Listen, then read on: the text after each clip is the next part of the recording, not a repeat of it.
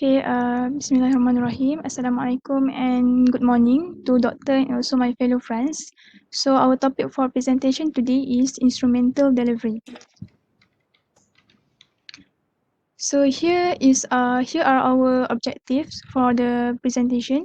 First, we will talk about the indications and also prerequisites for low forceps and ventouse, types of obstetric procedure, the advantages and disadvantages, and also the complications. Okay, so instrumental delivery, assisted vaginal delivery, or operative vaginal delivery, basically these terms have the same meaning, which is use of an instrument to aid delivery of the fetus. And these terms are used interchangeably. And there are two main instruments used in instrumental delivery. First, the ventouse and also the forceps. And the goal of instrumental delivery is to mimic spontaneous vaginal delivery, thereby expedite delivery with a minimum of maternal and neonatal morbidity. So what is the goal? Actually the goal. What, doctor? What is the goal for instrumental delivery? To mimic the spontaneous vaginal delivery. To mimic. Uh-uh. You dah tulis betul dah, to expedite the delivery. Okay, you want to expedite the delivery. So you need to either the indication can be because you want to shorten the second stage if the mother has any problem, or you want to expedite the delivery if the baby has problem. So it's not mimic vaginal delivery, but it's actually to expedite the delivery. That is the main aim for instrumental delivery. Okay. Okay, doctor. Okay. Okay, so for the indications of the instrumental delivery, so the indication must be based on the fetal and also the maternal conditions. So the instrumental delivery will be indicated if there is suspected fetal compromise based on the CTG or there is abnormal pH or lactate on fetal blood sampling. And for the maternal condition, instrumental delivery will be indicated if there is inadequate progress, lead to prolonged active second stage of labor. So this prolonged active second stage of labor can be due to certain causes. For example, when there is a lack of pushing powers, or due to short stature of the mother, or due to malpositions or malpresentations of the fetus. So in nulliparous women, instrumental delivery will be indicated if there is lack of continuing progress for 3 hours with regional anesthesia or 2 hours without regional anesthesia. So the 3 hours and 2 hours here is the total durations of passive and active second stage of labor. So in multiparous women, instrumental delivery will be indicated if there is lack of continuing progress for 2 hours with regional anesthesia or 1 hour without regional anesthesia. And instrumental delivery also will be indicated if there is maternal exhaustion, vomiting or distress, or the mother associated with some medical conditions, for example, hypertension, heart disease, or vascular disease that prevent her for prolonged pushing. So sometimes these maternal and fetal indications coexist. So the threshold to intervene may be lower where several factors coexist. Okay, so before we go to the classification, this is a revision. On the left side is a picture of the stations of the presenting part.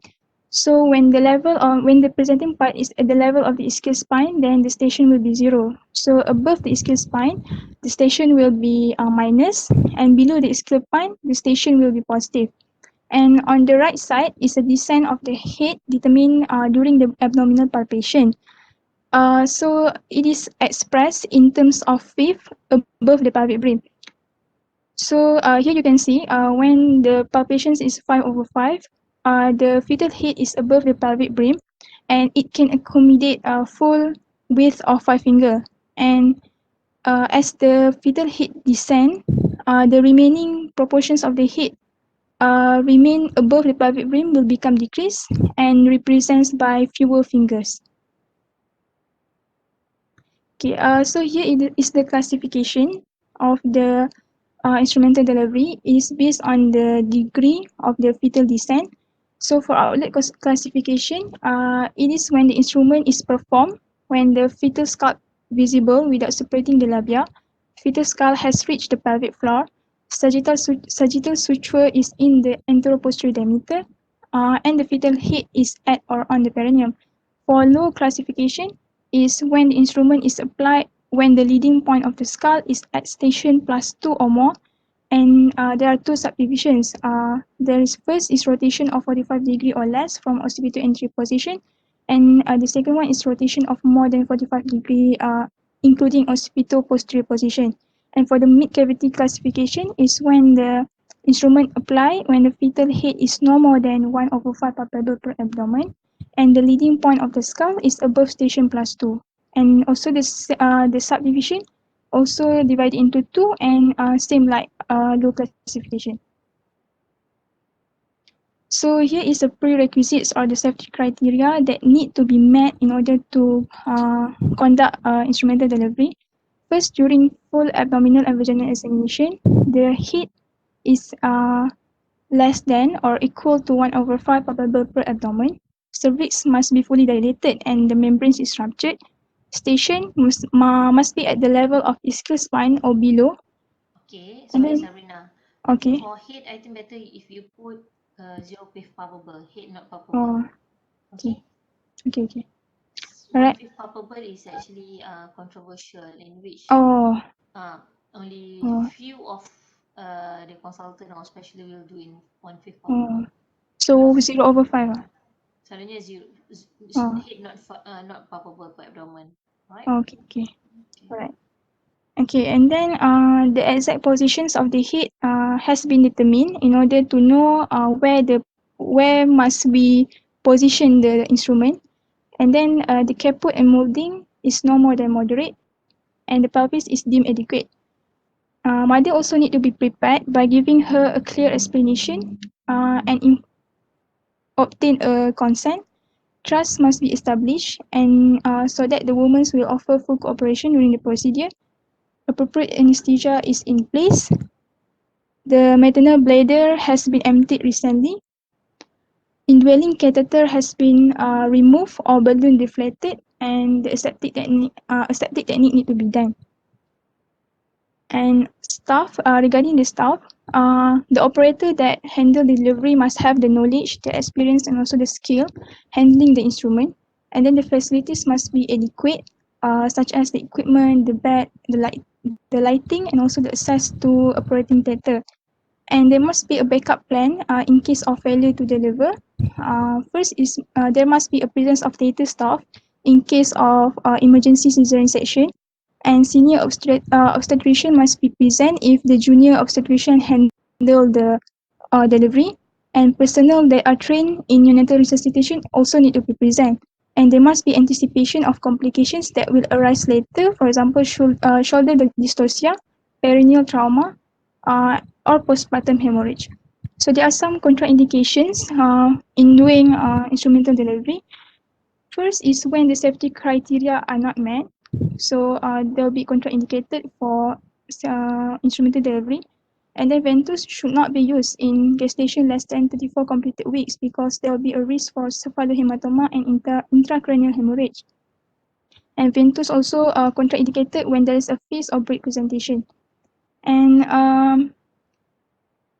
cervix also need to be fully dilated. If cervix is not yet full dilated, then the instrumental delivery is contraindicated. But there are some exceptions, which is when there is a delivery of first and second twins, because after the vacuum delivery of the first twins, somewhat the cervix has contracted. Okay, even though the cervix is contracted, the vacuum delivery of the second twin can be proceed, even though the cervix is contract. Okay, so that's all for me.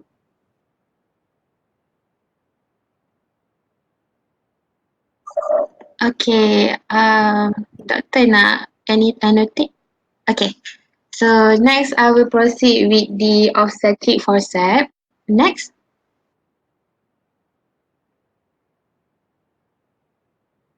Hello, next. Dengar tak?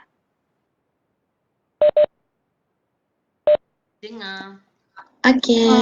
Sekejap ni, sekejap ni.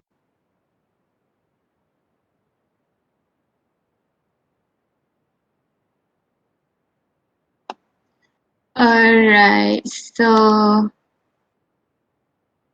for the parts of the forceps, traditionally, It is consisted of two blade here, two blade, joined together at the lock, and it also with the handle. So these are the parts of the forceps. As you can see, there are handle, shank, and blade. So the cephalic curve is this part which follow the curvature of the fetal head, and the pelvic curve follow the curvature of the maternal pelvic.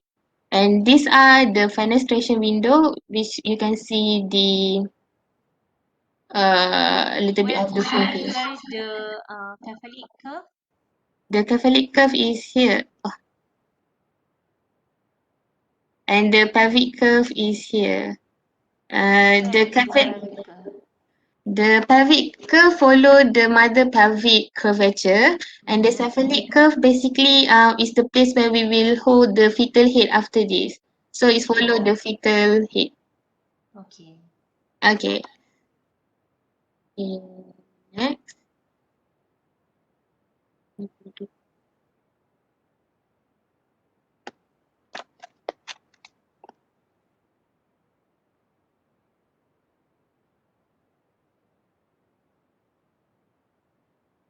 Okay, then I will proceed with the type of the aesthetic forceps. There are actually a lot of the variation, but here are the few examples that are included in.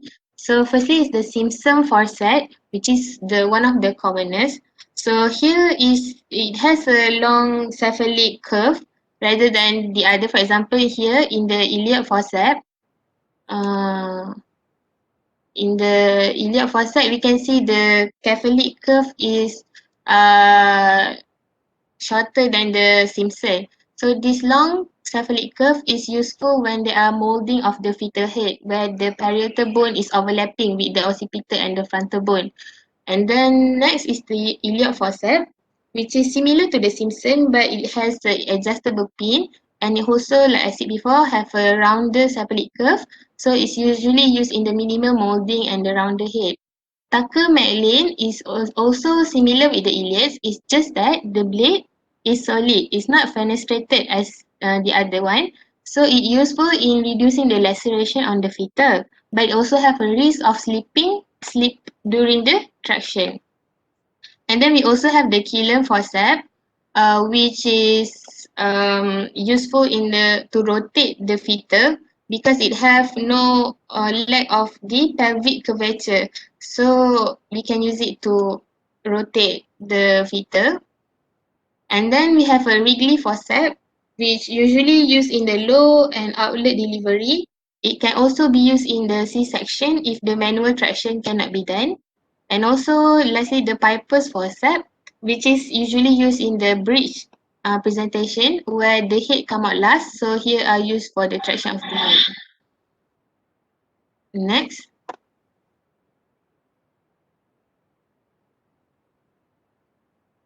So these are just another picture for the forceps. Next. Okay, Okay. so Sekejap. Can you go to your previous slide? Previous two slide. Okay. Basically, how you classify obstetric forceps? the blade Blade. depending on the function to the fetal head. Okay. So how? How we classify the forceps? Have you heard about mid cavity forceps, outlet forceps, rotational forceps? Uh, yes. That you should classify type of forceps based on this classification. Okay, this one you Okay. just type of forceps, but we are not classifying the forceps. Okay, for Simpson forceps is actually the mid cavity forceps. All right, and Wrigley forceps is actually outlet forceps, and Killian forceps is a rotational forceps. Right. Beside the pelvic curve and cephalic curve, you need to mention about the handle, the lock, because the lock, there are various types of lock. If you can see, Killian, the lock is different with Simpson and Wrigley. Simpson and Wrigley, they have sliding lock, while sometimes they have English lock. Okay, banyak lagi. Alright, but please classify based on the bukanlah kata station, the classification in which mid cavity or outlet forceps or aftercoming head forceps, macam tu, based on the indication. Alright. Okay. Okay. Sambung balik.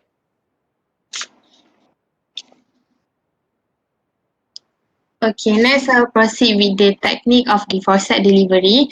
But before, we should make sure that the prerequisite, like Sabrina have explained before, is fulfilled.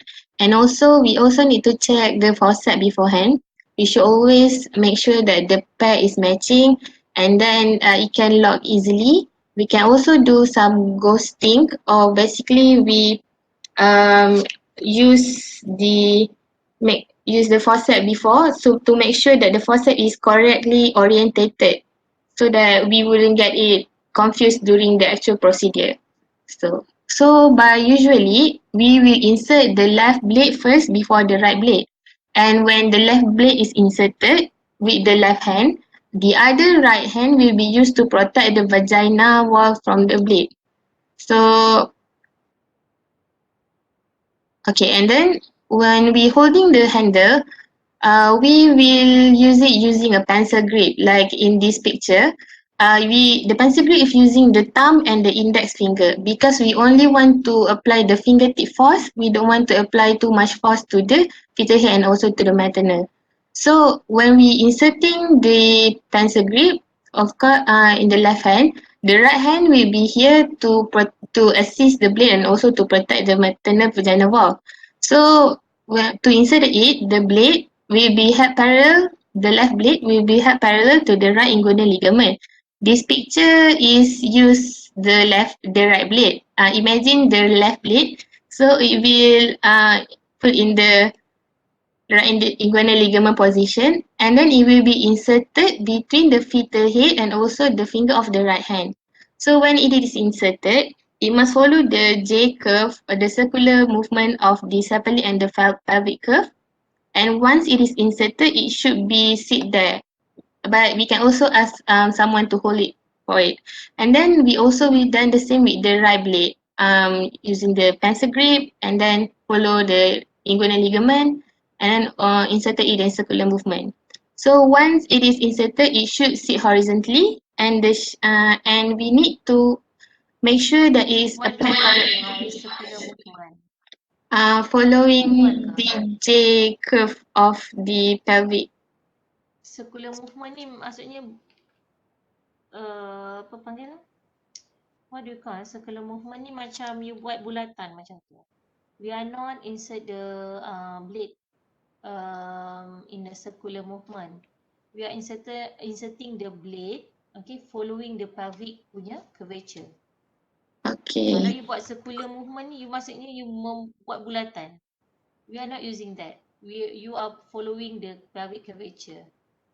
Oh yeah. That's why you ada pelvic curve, sebab dia akan lalu kat situ.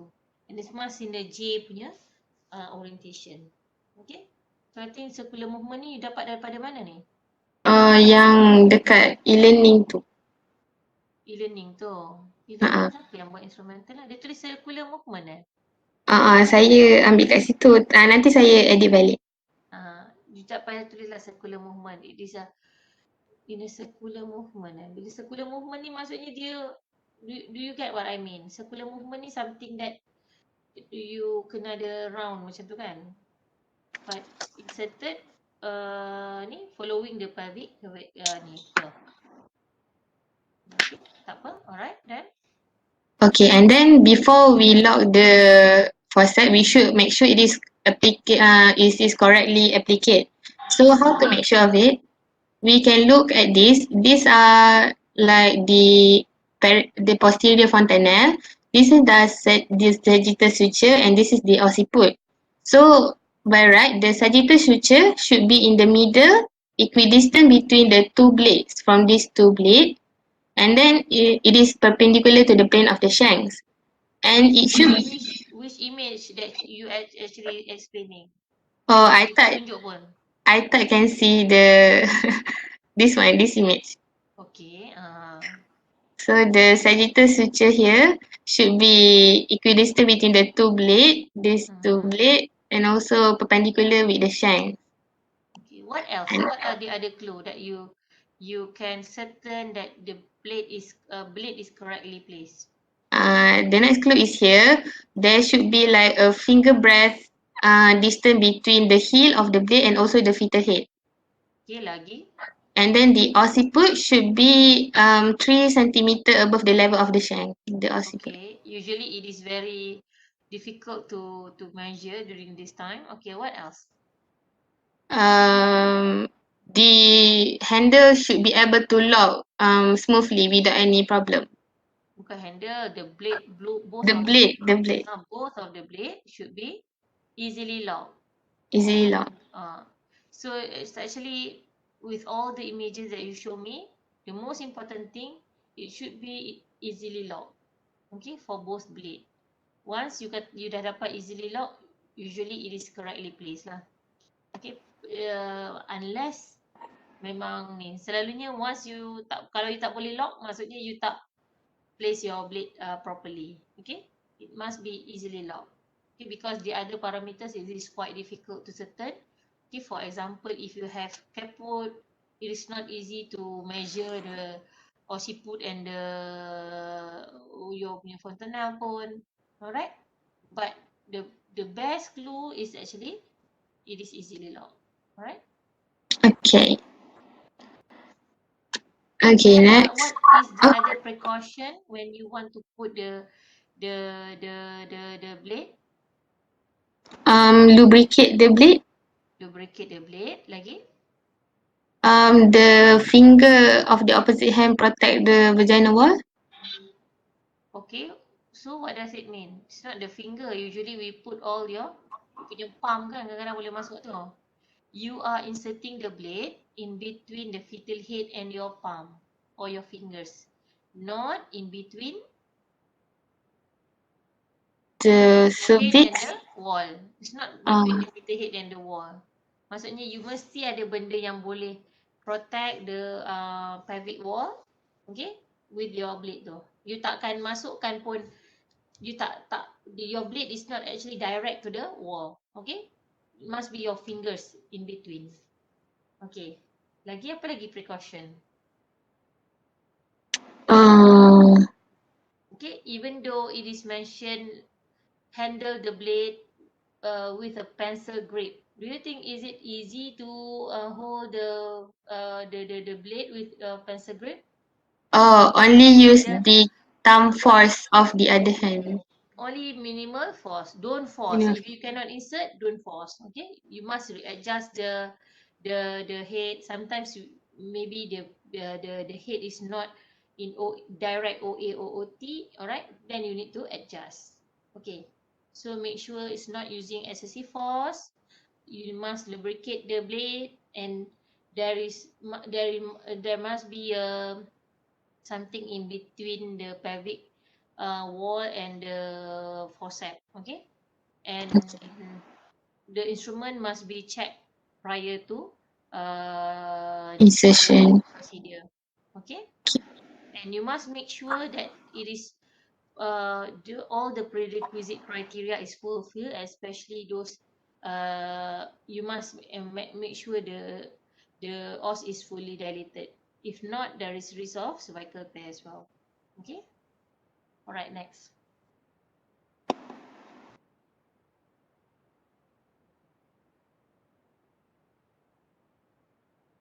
Okay, so next we will proceed with the traction. So for the traction, it will be applied intermittently in between the following the uterine contraction and also the maternal explosive effort. So to do the traction, we do the Paget maneuver, like in this picture. So as you can see, the dominant What maneuver? Paget sex trough maneuver. Okay, pehot maneuver. Alright. Okay, so PH ke punya J? Pejot ke pehot maneuver? pa- Paget. Oh, tahu. Okay. Okay, So, what does it mean? so the right hand will apply the force horizontal with the plane of the blade. The So left like hand? in this, the left hand, the non-dominant hand will be applying force downward while holding the shank. So, you are do the traction with your bilateral hand. Yes. The traction is by the right hand, but the left hand will be applying a downward pressure at the shank, Okay. So, so that it will produce a force this way. So it's similar with the pelvic axis. Okay, so that okay. is the Okay, that one in what position? in the What occipital maneuver? anterior. Occipital anterior. What if occipital posterior? Uh, I'm not How, sure. what is the direction of the traction? Uh, I'm not sure, doctor. If you put, okay, I boleh note kan? Boleh, boleh. Sekejap mana punya notion? Luar lah pula, sekejap Hmm, mana nak note lah? Okay. This is OA position. Okay, you can see the baby is facing downwards. Okay, so this is the occiput. The occiput is located anteriorly. That is what we call occipito anterior. So what happened in this case, you want to the baby head move following your J. Okay, so what we apply is actually Pehot maneuver, in which it is a downward traction. Okay, you tarik tapi it's actually downward. Okay, what happen if the baby is facing upward? Okay, let's say dia punya kepala dekat sini, mulut mata semua kat sini. Alright, so the traction that you need to do is actually axial, OA. Okay, you axial dulu until you can feel the loss of macam until you, the largest diameter of the head is actually beyond the apa dah keluar dekat you punya cavity ni, barulah you buat upward. Okay, dia beza dengan OA you need to do downward traction followed by upward, while in OA you actually just axial.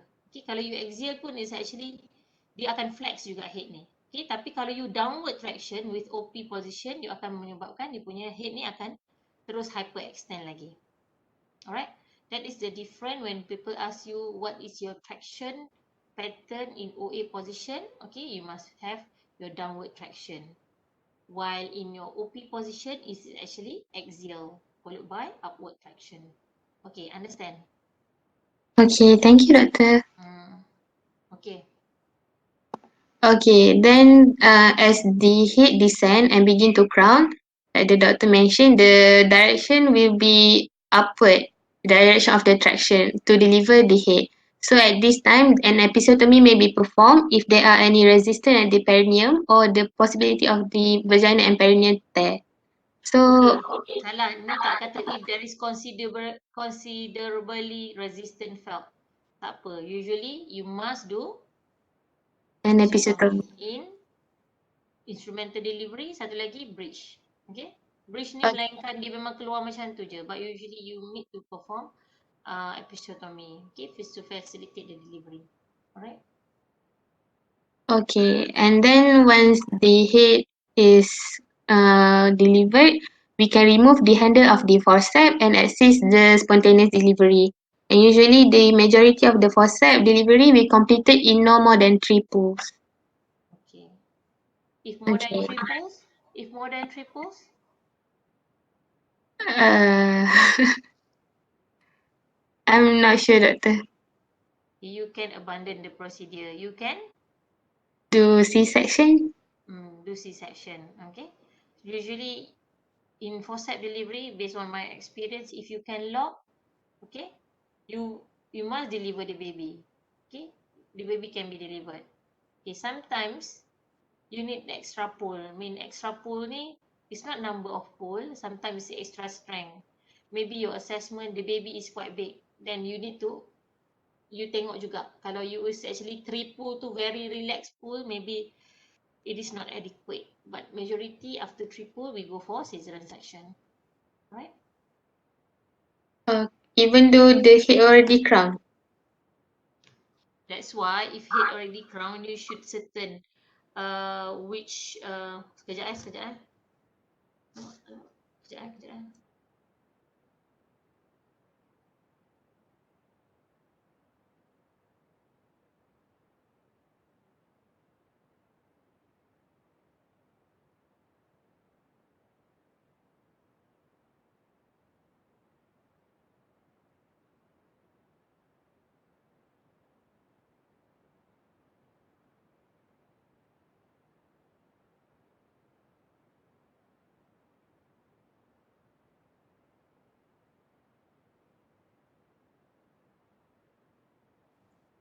Okay, sorry.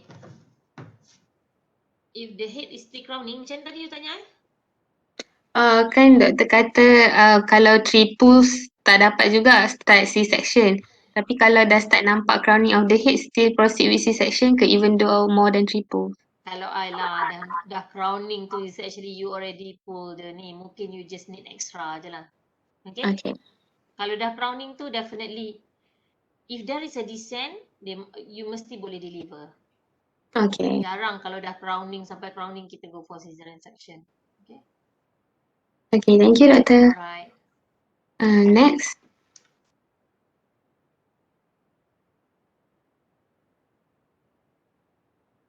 So this is just the ideal application of the forceps.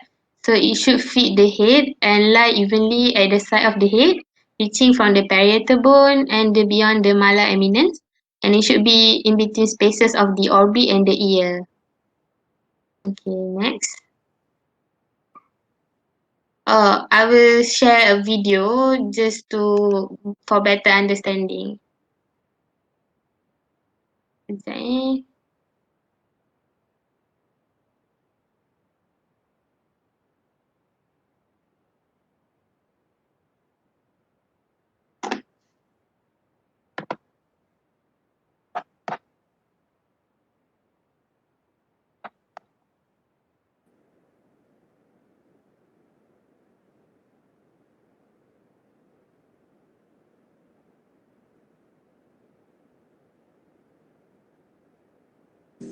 Hold the forceps in front of the perineum to orientate yourself.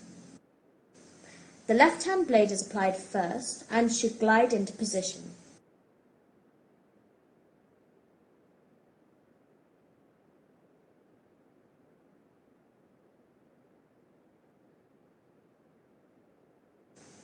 The right blade is applied next.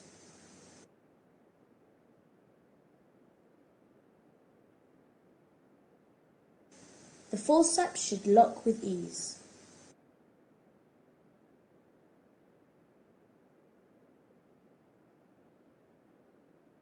Downward traction is applied in concert with uterine contractions. The direction of traction follows the J-shaped curve of the pelvis. An episiotomy may be necessary. As the head crowns, guard the perineum and deliver the head in a slow and controlled manner, mimicking a spontaneous vertex delivery. Okay, that's all.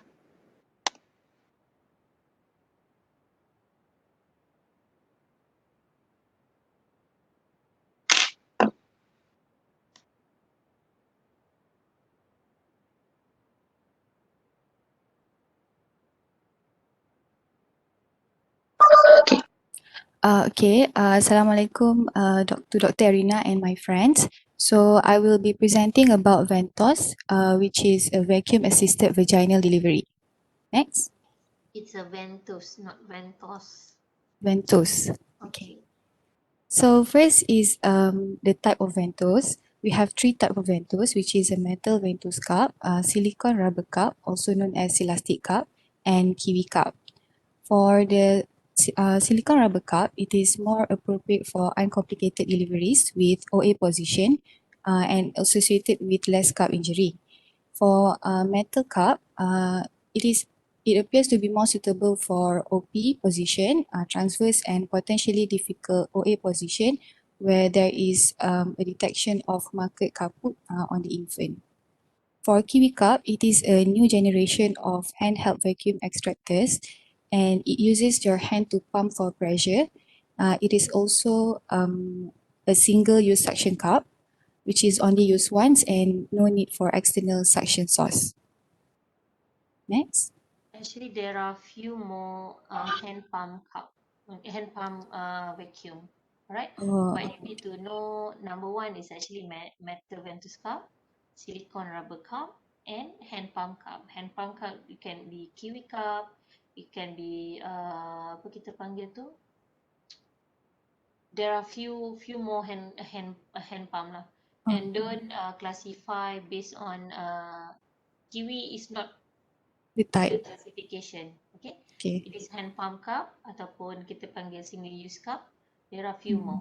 Okay, it is So not that in the it is a subtype of hand pump. Okay. Okay. Okay, Doctor.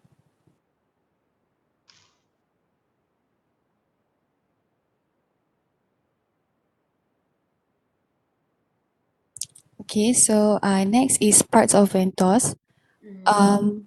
So for the basic part, they have first is suction cup, which is elastic, that is soft and flexible. It is made out of silicone rubber. And then rigid cup, which is a metal cup. And then the suction cup is connected through the handle and tubing to a vacuum source.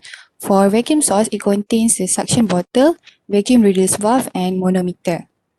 And then on the right side is a hand pump, which is first they have the foam filter or the cup. The cup is a low profile cup and suction tubing. This allows the cup to move around inside the vagina and accurately place over the flexion point, making it suitable for rotational deliveries. And then they have thin suction tubing through which passes a traction wire, which is attached to the center of the cup. And then traction force indicator, a vacuum level indicator where the pressure shouldn't exceed the green area. And then they have a button to release the suction, and a pump handle provide a safe operator controlled vacuum source. Okay, next. For procedures and techniques, first make sure the patient is in lithotomy position, and the bladder is emptied, cervix is fully dilated, and membranes is ruptured. Okay, second is local anesthetic is given, for example, epidural. But if there is no epidural is in place, can also give local infiltration of perineum or pudendal block. And then proper assessment of the fetal position and station. This is important to determine the type of instrumental delivery and choice of instrument, which depends on the position and the design of the head. Like Sabrina has mentioned about mid cavity, low cavity, and outlet. And then assessment of molding and kaput. So this is important because there should be no excessive molding or kaput. If there is a significant molding with kaput, it can be sign of CPD, which is cephalopelvic disproportion, and this should be ruled out before attempting instrumental delivery. Okay, second is determine the flexion point, which is located at the vertex. As you can see on the picture on your right side, the flexion point is located 3 cm away from the posterior fontanelle towards the anterior fontanelle by following the sagittal suture, which means the flexion point is located 3 cm anterior to the posterior fontanelle and 6 cm posterior to the anterior fontanelle. This is a crucial landmark to be able to flex the head into optimal position so that the smallest diameter of the head is presenting. If you apply it too much to the front, it can cause extension of the head, which can damage the cervical spine of the fetus. Next. Okay, next is placing the cup. The insertion distance is measured by placing the fingers on the flexion point and measuring the distance to the posterior fourchette. And with the non-dominant hand, the labia are spread and the perineum is pulled to create more space. The cup is lubricated, inserted sideways and placed on the fetal skull with the edge of the cup just anteriorly of the posterior fontanelle. So as you can see on picture on the right side, that is the elastic cup. You have to squeeze the cup together in the vertical plane and follow the midline of the pelvis, and do not insert it in lateral direction. So once it has inserted in the vagina, it can be repositioned to lie over the flexion point. What is the precaution during placement of the cup? Precaution, Make sure there is no maternal tissue. Okay, there is no maternal tissue.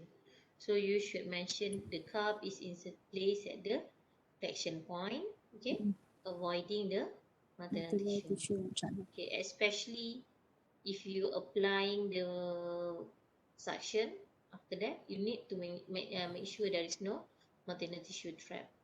Okay. Okay, doctor. So center of the cup should lie on the flexion point, and then when applying the suction, the preliminary vacuum should be 0.2 kg per centimeter square. Operating vacuum pressure for nearly all types of device is between 0.6 and 0.8 kg per centimeter square. It is prudent to increase the suction to 0.2 first, and then to recheck if there is no maternal tissue trapped between the fetal skull and the cup of vacuum. So when this is confirmed, the suction can then be increased to 0.8 bar pressure, and then after the pressure increments, check again for maternal tissue entrapment. Okay, next. Okay, so when the pressure has reached 0.8, we can exit the traction. First, traction must occur in the plane of least resistance along the axis of the pelvis. So as you can see on the top right of the picture, it follows the J-shaped curve, which you apply downward traction first until the head starts to crown and then change to gradual upward direction. So this will usually be exactly 90 degree to the cup, and the operator should keep a thumb and forefinger on the cup and fetus cup to ensure the traction direction is correct and to feel for slippage. As you can see on the right side of the picture, number 1, when the vacuum has been created, the thumb of the non-dominant hand is placed at the backside of the cup, and then the index finger is at the fetus cup to prevent detachment. And then using your dominant hand, you apply the traction in direction of the birth canal. What is the other importance of placing the non-dominant hand to the cup and fetus cup? Apa lagi? To avoid maternal injuries to the No, vulva. you already exclude all the maternal tissue. What else? Number 1, you want to ensure that you can feel if any slippage. What else? Um, Apa lagi? Kenapa you kena buat masa traction ni? Why one of your hand or it should be placed at the fetal head and the suction? so that the pressure is maintained. Pressure maintain, you tak boleh nak tekan pun. If it is, kalau dia dah slip, dia slip lah. Apa lagi?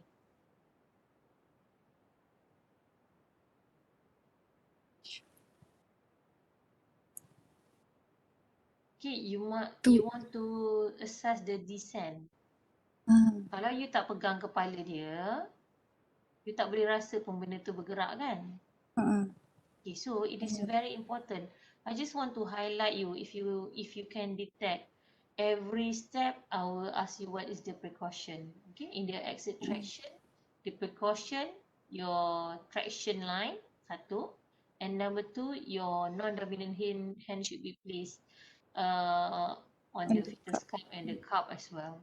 So what is the importance of doing this? Okay, your traction axis, you know, it is following your J-shaped curve of the pelvic, and your fingers tu apa? Kenapa you nak kena letak? Number 1, you want to feel if any slip. Okay, you mungkin akan rasa. And number 2, you can feel for the descent as well. Okay, bila you rasa descent, so you tahu you are doing a correct traction axis. Alright? Okay. Kalau you tarik tapi you cannot feel for the descent. Okay? So you mesti fikir kenapa you punya traction ni tak jadi. Okay? It is not just to make sure you you dapat rasa slip. You want to assess for the descent juga. Alright? Okay, doctor. Thank you. The descent phase occurs usually in a most of 3 pulls, and delivery should be done after that. And then during the crowning of the head, an episiotomy may be performed. With any ventouse, the operator should allow no more than 2 episodes of breaking the suction pop-offs in a vacuum delivery. Pop-offs means that there is a sudden complete detachment, which the pressure decreases to 0, and the maximum time from application to delivery should ideally be less than 15 minutes.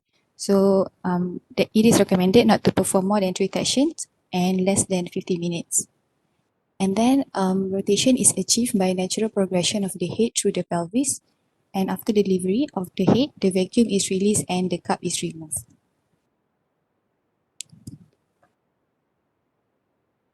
This is a video that you can watch later.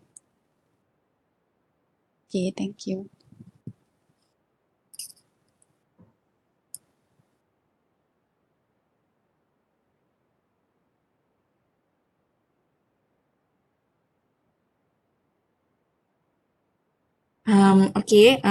Assalamualaikum warahmatullahi wabarakatuh.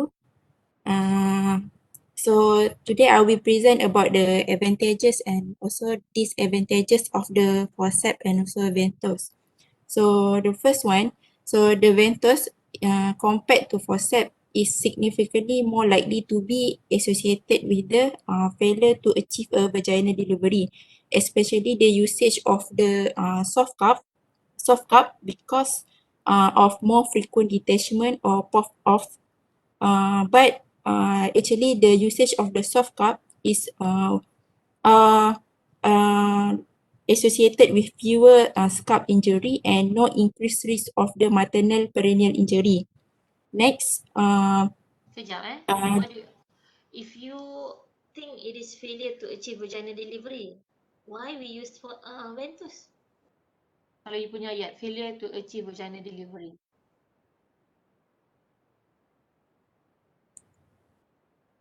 you tak kata uh, failure to achieve vaginal delivery. Failure rate is higher compared to forceps.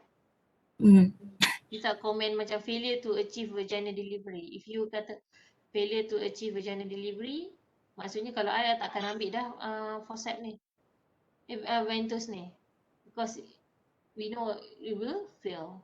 Okay, it's actually okay, okay. The point is comparing ventouse and forceps, the failure rate is higher in forceps. Dia bukan failure to achieve vaginal delivery pun, dia punya failure rate je kita kata. Okay, failure rate is higher compared to forceps. okay, alright, That's why I tak suka buat macam ni. Sebab kalau buat macam ni, you are giving the point. When you compare, it's always better with table. Bila you nak buat comparison, it is better with table. Tak pernah pun, kita jarang kita nak compare dengan kita panggil mind map ke macam ni. Kita tak compare dengan mind map. Usually we compare with table so that we can see. Kalau you kata tu, then you letak forceps and ventouse. Point is risk of failure. So increase in ventouse. Kalau you tengok macam ni, you are telling me that ventouse the failure to achieve vaginal delivery. Faham tak macam mana I nak cakap? It's actually the diagram is not representative. Okay. okay, alright, But I hope you can explain to your friend better. okay. So and next is comparing the ventouse and the forceps. So the ventouse is significantly more likely to be associated with the cephalohematoma. So what is cephalohematoma? Cephalohematoma is a collection of blood between the baby scalps and also the scalp and also the skull. So it occurs due to the pressure from the ventouse can damage the blood vessel and lead to the releasing of the blood and cause the blood pools under the skin of the scalp. Next, ventouse compared to the forceps is significantly more likely to be associated with retinal hemorrhage. So, neonatal retinal hemorrhage is commonly related to the birth trauma resulting from the high pressure placed on the baby's head. And lastly, comparing the ventouse and the forceps, ventouse is more likely to be associated with maternal worries about the baby because ventouse can be associated with significant perinatal complications such as cephalohematoma, retinal hemorrhage, and also subaerial hemorrhage. Okay, so Next, what can you conclude? You have 4 points. Can you make it simpler? uh, So it is high failure rate and high risk to the baby fetus. That's all. You tak payah pun buat retinal hemorrhage, cephalohematoma, maternal worries. Okay, this is under fetal punya complication. Fetal Yes. injury. Okay. Tak payah bagi macam tu. That's why I prefer to be put in a table. Right? Okay. Okay. Next, the ventouse comparing the ventouse and also the forceps, ventouse is less likely to be associated with the use of maternal, regional, or general anesthesia. Are you sure? Because ventouse can make delivery more rapid. Forceps? What is our aim tadi?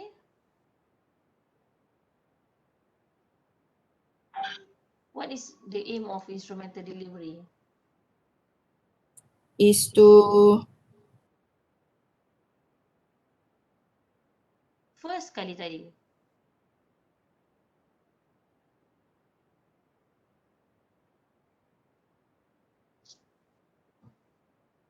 expedite the delivery. To expedite the delivery. What do you mean by to expedite the delivery? I mean to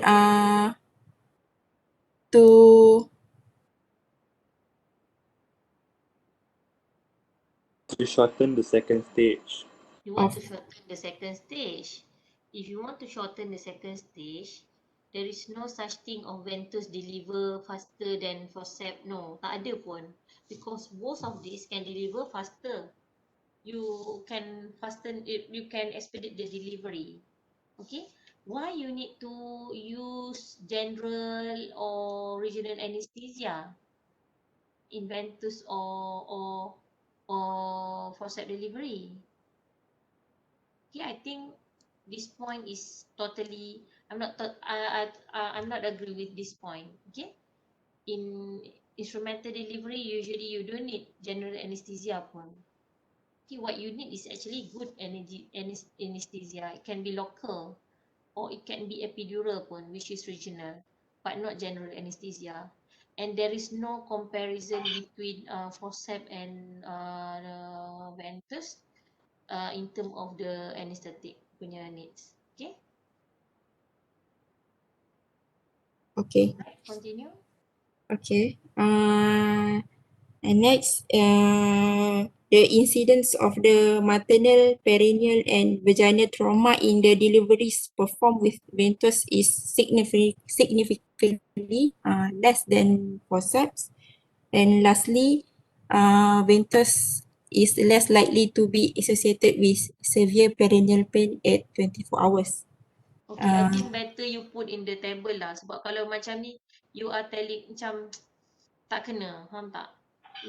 The severe perineal pain is actually associated with maternal, perineal trauma and vaginal trauma as well. Okay, it's actually one point je. Actually when we comparing ventouse and forceps, we compare number one, the morbidity. Alright, morbidity if ventouse is more to baby. Okay, morbidity if the forceps is actually morbidity to the mother. Okay, in term of the perineal trauma and the injury. Alright, and Okay. number that is about morbidity to mother, morbidity to baby. And number three, what we compare is actually failure rate. Okay, in a ventouse, the failure rate is higher if compared to forceps. That's all. Okay, kalau you buat macam ni, orang nanti pening kepala. Might as well you put in the table and we know. Okay, how about the cesarean section? What does it mean? Apa maksudnya ni? Apa you punya merah ni? Apa maksud dia ni? It means like if for the ventouse and also the forceps, if no moderate traction produce immediate and progressive descent of the fetal head, so we need to proceed with the cesarean section, delivery by the cesarean section. Okay, it is not under advantages or disadvantages.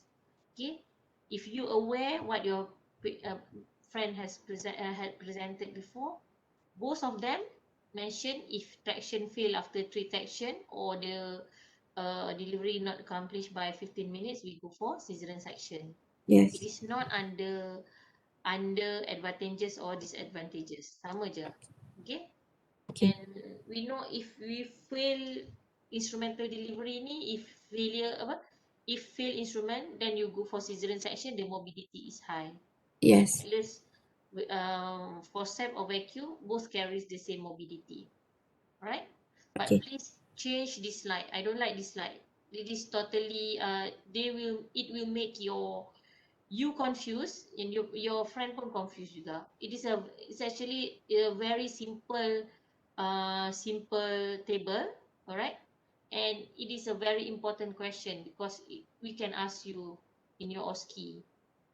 Okay, but Okay. please make sure you put in the table and make sure everybody understand about the name. Okay, any question from the floor about the advantages and disadvantages of forceps and vacuum delivery? Ada tak orang lain nak tanya? Okay, this is combined and this is combined together. Okay, so it's actually for the advantages and disadvantages. You have only maternal morbidity, fetal morbidity, success rate. Okay. Okay. Okay, Doktor. Alright. Next. Yeah. That's all for me. Thank you. How about the ABGA score? Oh, okay. For the ABGA scores, actually for the ABGA score is a scoring system provided a standardized assessment for the infants immediately after the delivery and to report the response to resuscitation if needed. So the ABGA score comprises 5 components, which is color, heart rate, reflexes, muscle tone, and also respiration, each of which is given a score of 0, 1, and 2. So thus the AFGA score can quantitate the clinical signs of the neonatal depression such as cyanosis or pallor, bradycardia, depressed reflex response to stimulation, hypotonia, and apnea or gasping of respiration. Okay, basically ABGA score, you nanti akan ni. This is the assessment during delivery. Okay? Yeah. I rasa tak tahulah kenapa you masukkan ABGA score. I thought something to do with the forceps semua tu. But any delivery you should do ABGA score. Okay, regardless mode of delivery, cesarean section, instrumental delivery, forceps delivery, semua kena buat ABGA score. Okay. Okay. First, post delivery, what you need to assess for instrumental delivery. Number 1, ABGA score of the baby. Okay. And number 2 is actually cord pH. Because you are doing this procedure for fetal indication, for example, fetal distress. Alright. So what you need to do, you need to assess you need neonatal assessment. And what we can do from obstetric side is actually ABGA score and cord blood pH. Okay, that is the indicator for asphyxia or not. Okay, alright, next. Okay. That's all for me. Thank you. Okay, good day, everyone. My name is Arwa, and I'm going to talk about the maternal and fetal complication of delivery instruments. There has been an increase in legislation relating to ventouse and forceps delivery. If we are to offer women the option of safe operative delivery, we need to improve the approach to clinical care first. The goal or the aim should be to minimize the risk of morbidity and where the morbidity occurs. That's just like the doctor has explained. And also to minimize the likelihood of litigation without limiting maternal choice. Okay, let's get started with the maternal complication. Most of the point, Ashfi, my friend, she has explained it. So I'm going fast through the points. So I have divided this table based on the incidence because both forceps and ventouse kind of have a similar complication with some differences. So first is the pelvic floor trauma. Forceps is associated pelvic floor trauma include the increased amount of the stretch and the force enabled by the forceps, and it may result compressing of the fetal head, tearing, and forcibly moving the muscles tissue of the pelvic floor. So it is more incidence in the forceps. And then next is the perineal injury, the third or fourth degree perineal tears, as you can see in the picture. There is a laceration of the skin starting from the vaginal opening. It's going along to the perineal area, and it's kind of touched to the anus in the third degree, but in the fourth degree is a really the anus is damaged. So this is will cause an anal sphincter injury, which is result in fecal incontinence, which is more prominent in the forceps. Next is the urinary incontinence. It is a complication for both. In the procedure, the instrument will be inserted, then the doctor pulls on the instrument. It pushes away the muscles and the soft tissue in the pelvis and increase the risk of stretching and tearing the vagina and supporting tissue of the pelvis. They also put force against the nerve that is run inside the pelvis, and that will result in long-term damage and eventual incontinence. Next is the cervical and vaginal laceration. For the forceps, it may cause during the canine forceps rotation. So we need to check after the delivery the vagina and cervix. It should be carefully inspected and all the damage is repaired. And in ventouse, the vaginal laceration is due to the intrafeminine or the vaginal mucosa is stuck between the suction cup and the fetal head. Last thing is the postpartum hemorrhage. It is a blood loss in excess of 500 milliliter in the first 24 hours of delivery of the baby. So the postpartum might be due to a laceration of cervix, vagina, or maybe there is a rupture in the small vessels in the uterine. Okay, next slide. Why, sorry, What? why your urinary incontinence, cervical laceration, and postpartum is not as what you classify above or divide above? What is it? Why here it's only one box, not two box? Oh, this is like it's common between the both. It's occurring in both, but I don't know which one is more incidents, more occur in which. I don't know. Because But the most the PubMed the researchers in the PubMed it indicated that the urinary incontinence is more incidence in the forceps. basically all the injuries is more in the forceps. Okay. Oh, Pelvic okay. floor trauma is not just about the tear. It's always about the nerve whatsoever. It's more with Oh, forceps. Okay. But mm, if you want to put you want to classify from beginning, you need, if you want to divide from beginning, you need to divide for all. okay. Okay, it's not just two and then suddenly no more differentiation between these two. Okay, I agree Mm, for both of forceps and the ventouse carries risk of postpartum hemorrhage. Okay, either by genital tract trauma or by atony. Both can be contributed. But I think this should be explained in the different maybe you can put the risk of pelvic floor trauma. It's actually pelvic floor trauma and perineal tear. You are telling me about the same things. Okay. mm, Mhm. okay. Next.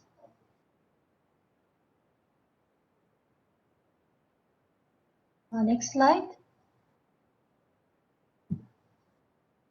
Sabrina, next slide. Right. Sabrina.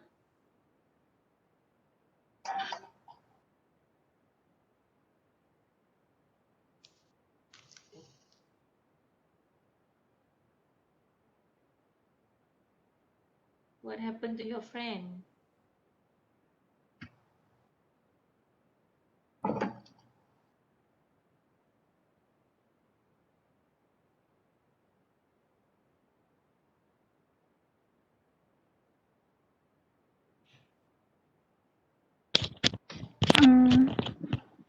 Kejap eh.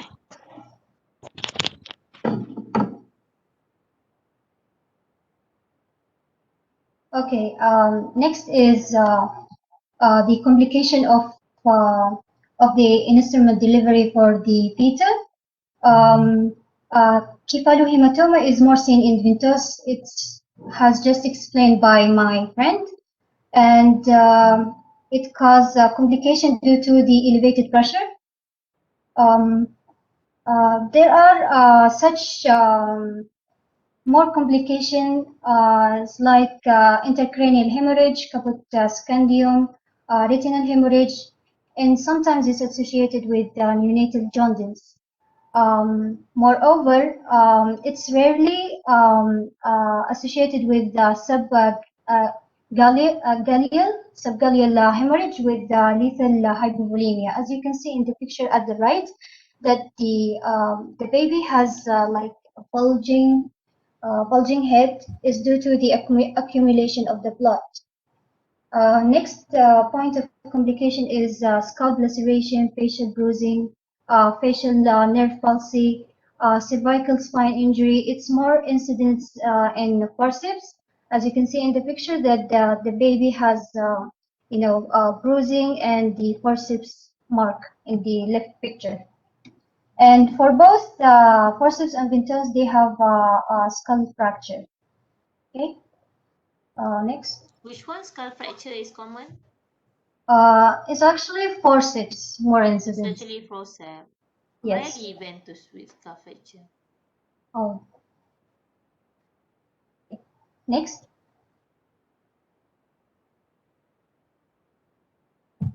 Sabrina, next slide.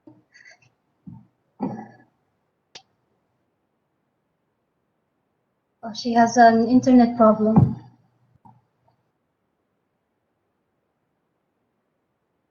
How many slides? Dua aja. 2. Yes. Sabrina?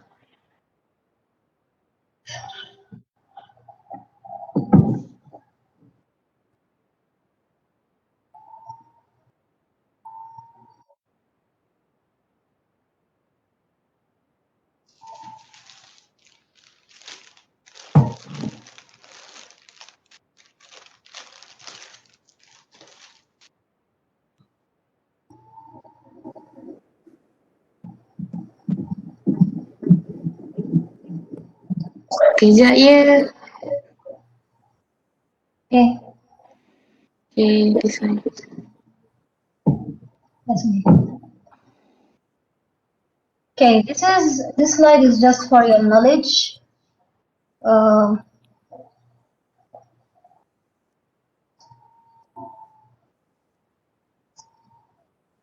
Okay, this is just an additional information. This device is called Odin device. It is designed and developed as an innovative instrument vaginal delivery. Is to minimize the trauma to the mother and the baby. The device is cheap and affordable. The estimated cost is 208 ringgit, Malaysian ringgit. So it's easy to use, and it's used to facilitate the operative vaginal delivery when complication occur during the second stage of labor. It was introduced by the WHO by the Odin Device Research Group in 2013. So it has two main components, which are the plastic sleeve and an inserter, or it's called applicator. The sleeve is made of flexible polyethylene, and it contains an air chamber cup that is inflated around the fetal head. And the inserter, it's kind of look like a vacuum. It consists of a handle with the four flexible spatulas and a plastic cup at the tip of the inserter to protect the fetal head. Next slide. So this is the steps of applying the Odin device in very detail. Actually, the Odin device is also claimed to reduce the prolonged second stage of labor and postpartum hemorrhage through a reduction in the second stage of labor and the need of the operative delivery. The good thing in this device um, is using both high and low resources setting, and it can be used by the healthcare workers who can assist the delivery with less specialized training. Okay, the steps I will let you read it later. So move to the next slide, please. Yep. So the procedure is first he puts the inserter in the head of the baby for assuring the stabilization of the plastic cup to the fetal head. Then positioning occur as an inserter gently produce the sliding of the two surface of the folded sleeve along the breast canal. The sleeve bag is like is made of polyethylene, so it is very easy to be inserted and to be removed. And then there is a marker on the insertion handle become clearly visible in the reading window. Allowing the operator to check when the correct depth of insertion has been reached. Then he removes the inserter and begins inflate the bag. This is produce a secure grasp around the head and allows for the traction. And then he will pull the baby, and finally the head is going to be delivered. So that's all from me. Basically, this is one of the hand pump device. All right. Yeah. Okay. Any question about instrumental delivery?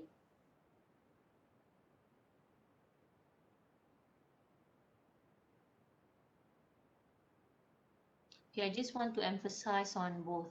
Okay, number one, you need to know what is the prerequisite criteria for all the instrumental delivery. Basically, what is the difference between choices for forceps and vacuum. And number two, you must know all the disadvantages and advantages of both of these, and basically the technique. But we are not going to ask you about the technique. Basically, we will maybe we will ask you about the instrument, okay, and the complication. All right.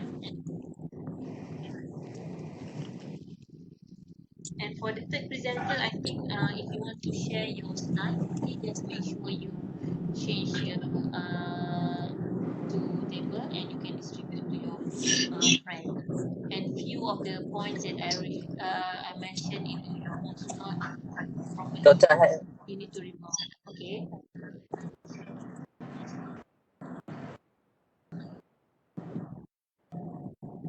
Ada apa-apa? Doctor, I have a question. Doctor, okay. Doktor boleh dengar tak? Boleh. My question is, what is example of complication for instrumental delivery is better than cesarean section? I mean, example of complication that cause the delivery become longer for the second stage. Macam mana tak faham soalan dia apa maksudnya? Complication, contoh complication that cause the vagina delivery become longer and causing us to use the instrumental delivery. What do you mean? You nak tanya macam mana? Complication. Complication tu contoh dia macam sebab apa delivery tu lambat. Contohnya macam, is it because the baby is too big, or is it the malformation? Is it the does not rotate?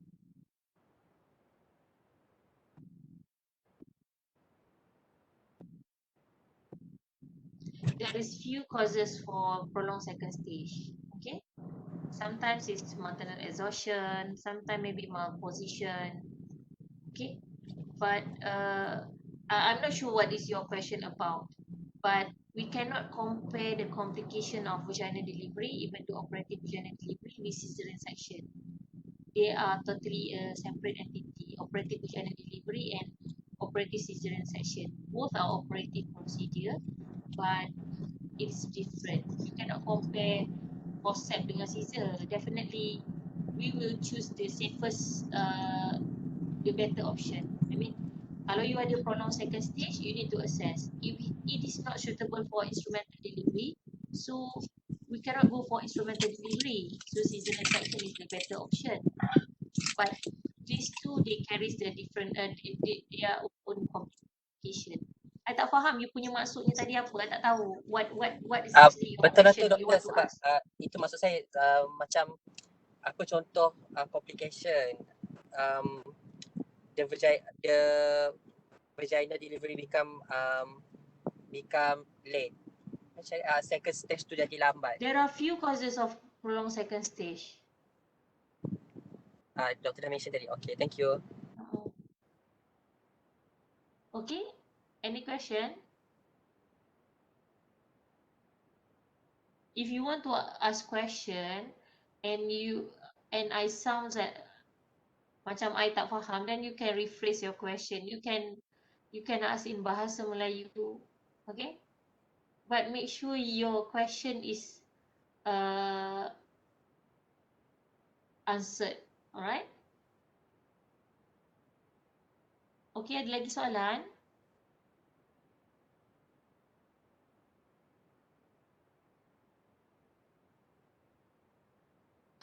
Doktor nak tanya, is it kenapa tak straight away guna buat C-section? Is it better using the instrumental?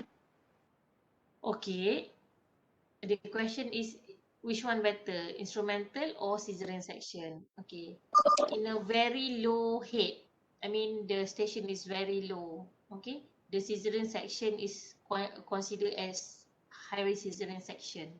In some textbook they describe as deeply engaged cesarean section or second stage cesarean section. Okay, the thing is our aim, we want to deliver the baby in the fastest route, okay, regardless the vaginal delivery ke caesar ke, which one fastest then we and safer we want to deliver. That is the main aim. Okay, tapi kalau kita buat semua cesarean section, you need to understand in cesarean section sometimes you will need more time. Okay, you kena bagi tolak patient pergi OT, bagi patient anesthesia, bagi patient apa GA dulu, lepas you nak clean drape semua, it will take more time. Alright, but if the head is really down there and it is feasible for instrumental delivery and you know that you can take the baby out via vaginal route and it is feasible to do it and it is faster for than cesarean section, then I think you should go for instrumental delivery. Okay, we cannot caesar all the patient. Sometimes the decision to caesar the patient carries more morbidity. Patient ada extended tear, the PPH is so bad until they end up with cesarean section. A cesarean hysterectomy means they need to do hysterectomy at the same time. Okay, most of the cases, especially in deeply engaged cesarean section, the morbidity is very high. That's why if it is possible to go for vaginal delivery, we will go for vaginal delivery. Okay, number one, because we can deliver faster.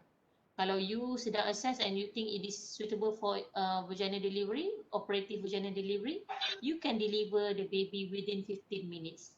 Kan? Paling lambat pun 15 minutes. Kalau lah you pergi caesar, it's actually take more time.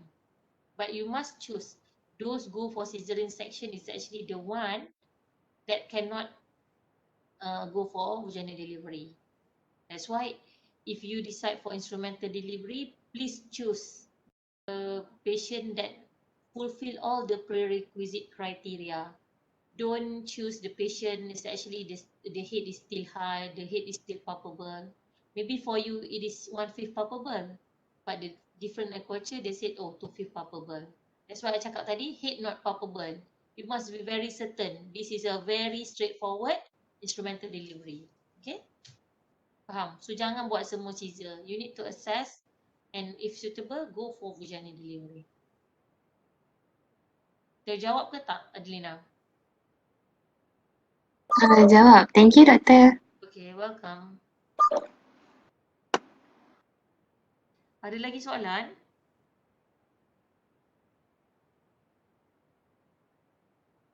Kalau tak silap hari tu OSCE ke? Your OSCE, you ni I tak tahu lagi online punya exam ke macam mana. Tapi semester exam hari tu OSCE is one of the question is actually about instrumental delivery. So we are giving you a metal cup, okay, and we want you to describe what is that, the complication, the indication. Alright. Okay, ada soalan lagi?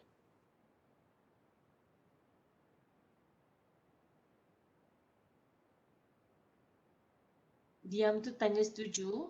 So, I think dah tak ada soalan dah ke ada soalan ni? If no question, can we end here? Okay, if no more question. Amirul, you are the leader, right? How many class, Prof. Nizuki dah buat dah kelas dengan dia? So, dia akan buat macam mana dia kata?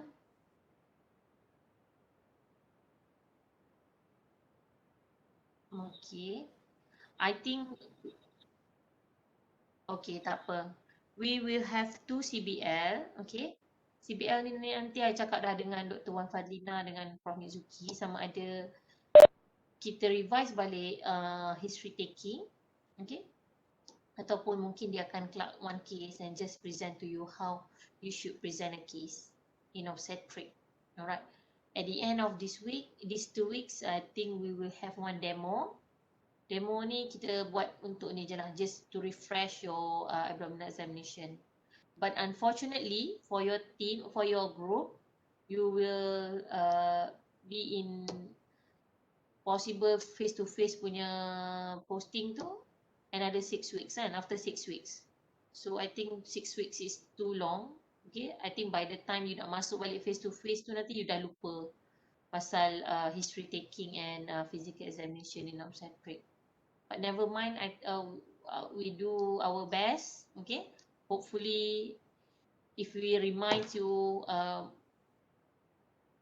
few times, maybe you can stick in your ni lah, grey matter or white matter whatsoever, so that masa you masuk face to face nanti you masih ingat lagi.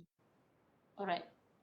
So yang lain tu is all about tutorial. Okay, we just finish our tutorial and during face to face nanti you have 4 weeks solid for clinical teaching, rounds and clinic. Alright. Okay, kalau tak ada apa-apa, okay, it is a good presentation. Okay, congratulations to all the presenters, and I hope all of you can get the points, the important points in instrumental delivery, and make sure you are you understand what has been discussed during the session. All right. With that, thank you very much. Assalamualaikum. Thank you, Doctor. Thank you, Doctor.